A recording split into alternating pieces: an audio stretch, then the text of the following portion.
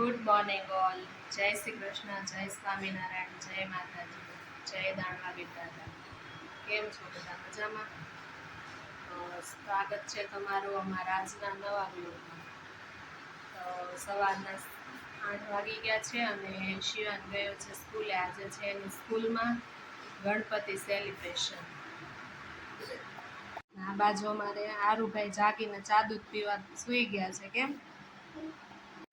તો સવારના વાગી ગયા છે 10 અને આપણે કામકાજ પતાવીને ફ્રી થઈ ગયા છીએ અને આજે બનાવવાના છે ચીબડાના રાયતા. તો ચીબડાને મીઠાવાળા કરીને કાલે સૂકવી દીધા છે, તો અત્યારે હવે એનો બોળો કરવાનો છે. તો બોળા માટે 2 ચમચી દહીં લીધું છે. એમાં રાઈના કુરિયા નાખવાના. 2 ચમચી જેટલા રાઈના કુરિયા, હળદર, થોડુંક મીઠું,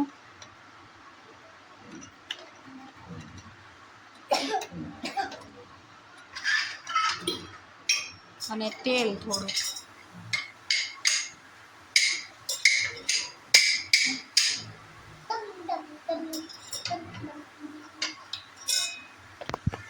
તો આ બધું નાખી અને મિક્સ કરી લેવાનું.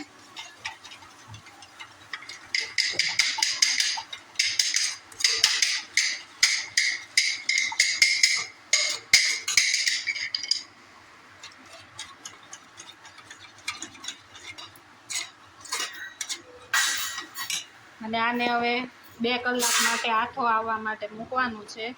2 કલાક પછી એમાં ચીબડા, સુકાઈ ગયેલા ચીબડા એડ કરી અને રાયતું તૈયાર. તો આ દહીંનો આથો આવી ગયો અને એમાં ચીબડાની ચીરો સુકાઈ ગયેલી એડ કરી દીધી છે. તો તૈયાર છે આ ચીબડાનું રાયતું. સવાર, બપોર, સાંજ અથાણામાં ચાલે એવું. ને સાંજના વાગી ગયા છે 6. બધા ચા પાણી પીને રેડી થઈ ગયા છે, નાસ્તા પાણી કરીને. ને અમારે શિવાનભાઈ આજે ઢીલા થઈ ગયા છે. કેમ શિવાન? શું થયું? તાવ આવી ગયો? ઢોલકા વગાડીને? તો રમીને? ઓકે. કેમ આરવ? તમને?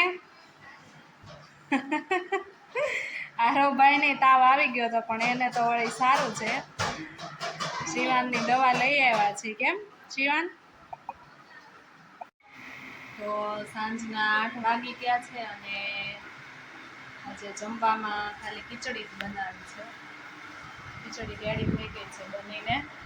આજે બધા ઢીલા પોચા થઈ ગયા થોડાક, એટલે કંઈ બનાવ્યું નથી, બધાની ખીચડી ખાવી છે. તો મારી ચેનલ છે યુટ્યુબમાં જવનિકા આયરન બ્લોગ, એને સબસ્ક્રાઈબ કરજો. મારો આજનો વિડીયો કેવો લાગ્યો લાઈક કરજો, કોમેન્ટ કરજો અને શેર કરજો. તો આજના વિડીયોમાં બસ આટલું જ. તો મળીએ આવતીકાલે નવા વિડીયો સાથે. આવજો. જય સ્વામિનારાયણ, જય માતાજી.